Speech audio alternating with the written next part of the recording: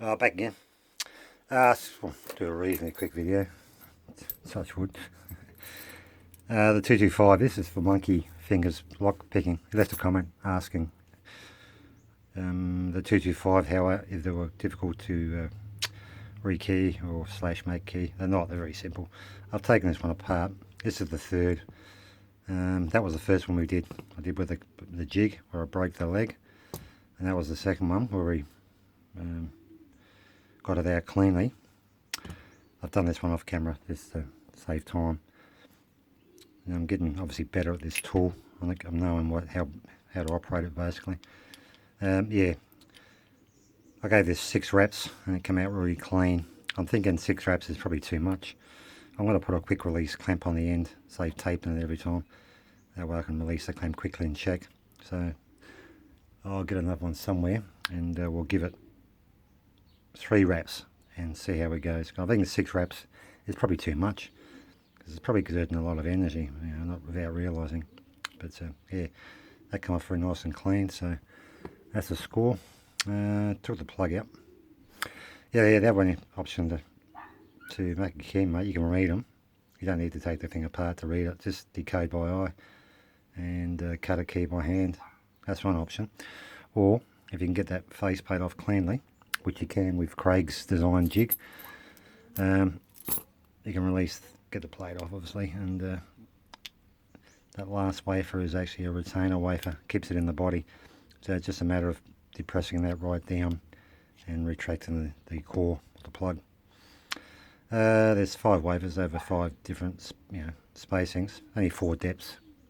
The other option is space and depth keys if you can get to this stage.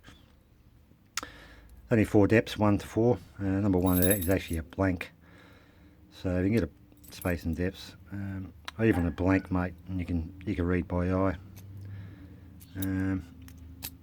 Okay, so that's a number 1, or it's a blank.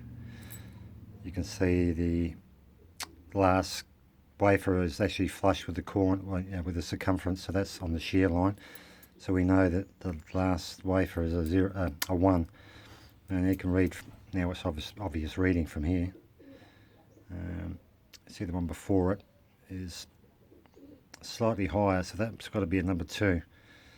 And this one's even higher than the rest, so that's got to be a 4. It can only be a 4. And the first 2 lower than the third one, but higher than that one, so they've got to be 3s. So you got double 3, 4, 2, 1. Yeah, if you've got a Swiss rat's tail or a pippin file, you don't need to use a code machine. You can do it by hand. I'll just do it quickly by hand. I'm doing it by hand because I'm obviously familiar with these, so I don't need to. That last cut's a 0, or it's a number 1, which is a blank. So I'm only putting a slight mark there, just for a guide, spacing guide. And I'm pretty familiar with, like I said, with the spacings here, so I can. We can check with the plug just to verify that's pretty close.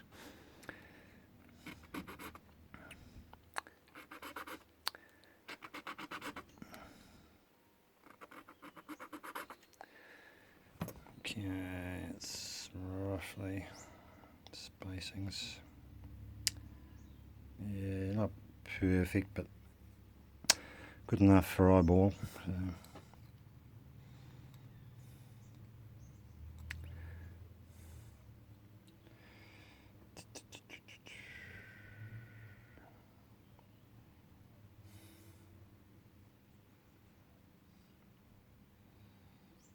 Yeah, hang on. It's pretty good. That's pretty good. Probably number 3 needs to go further up, and number 2, but that's fine. I'll adjust that accordingly. So we know it's the double 3. So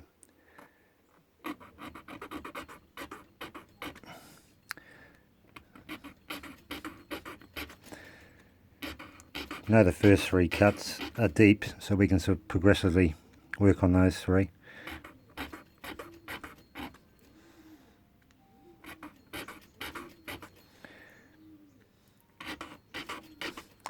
Number 4 is a 2, so we'll just get that number 2 into play.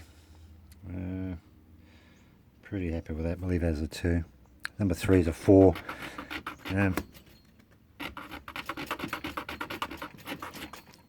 wouldn't normally do this unless window pressing is just want to do just one sort of sweep, but because this is not impressing, this is just making a key to a lock, so I can get away with, and I know the depth, so I can get away with double strokes.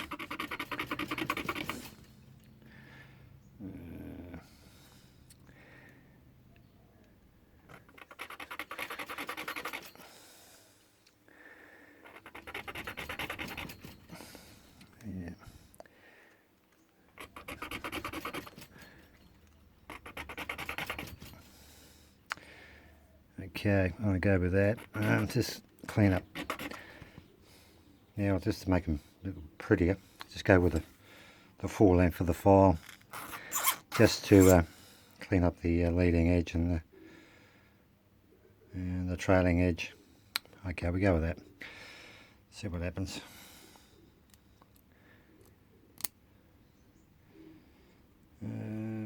Yeah, probably a little tad too deep on number 1 and 2 actually, but that's fine. For an eyeball, that's fine. That'll work. Yeah, what I'll do anyway. You can remove these wafers. I'll do one just for now, and I'll show you how I clean them up.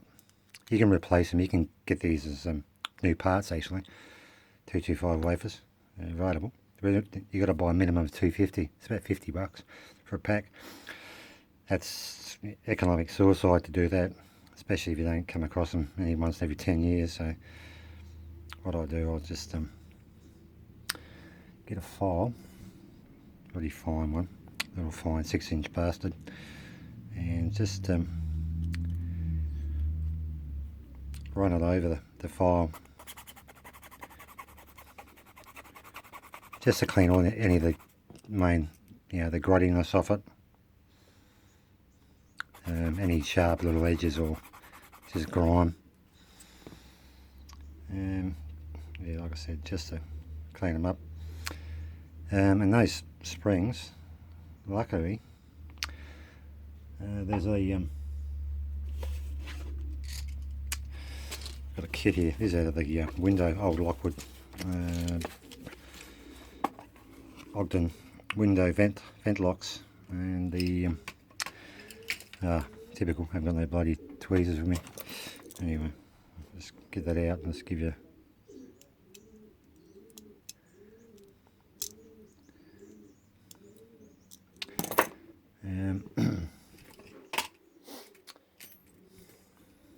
so sharp.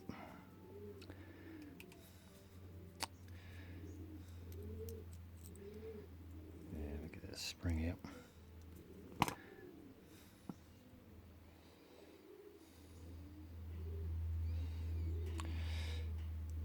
Yeah, these new ones are retrofittable to the 225, and they're fast from the old Lockwood vent locks. That's a vent lock kit, which I'm never going to use again, so that's the paperweight. So you can put new springs in.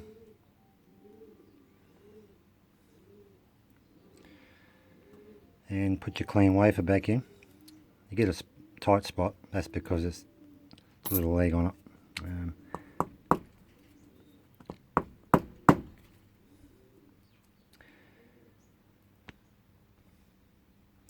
Bloody doing things through the camera, it's bloody awkward. There we go. So that was number 4, we put a new spring, and I can feel that spring pressure is good, really good now. Compared to the rest, they're really sloppy, which is understandable. Well, the springs have sort of compressed over time. So that's basically it, mate. And to put it back in, the last wafer is the retainer wafer. Yeah, just put the core in like so, and get a pick. don't worry about these wafers. Just worry about that one. Just yeah, just compress it so and get it into the body like so, and push it in, and it flicks into position and retains the core. That was the key, which is fine. That's why I wasn't too concerned about the slight depth, you know, slightly deeper on 1 and 2, because it's a wafer and it's an old one, so the wear and tear allows that discrepancy. But like I said, I wouldn't, yeah, that's fine. So that's how you do it, mate. Pretty basic. And yeah, assemble it back together again. I'll do that now, eh? Bugger it. Put the spring in there, obviously.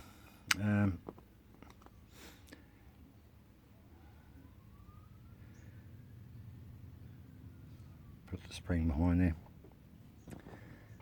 That sort of slops in there. Need 2 hands really.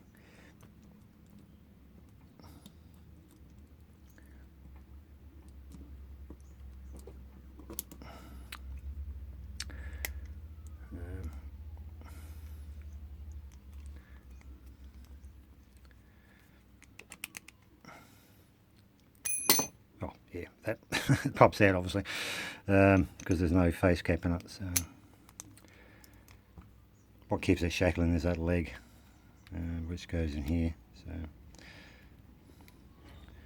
I'll just push that in slightly. That should be enough to hold it. Okay.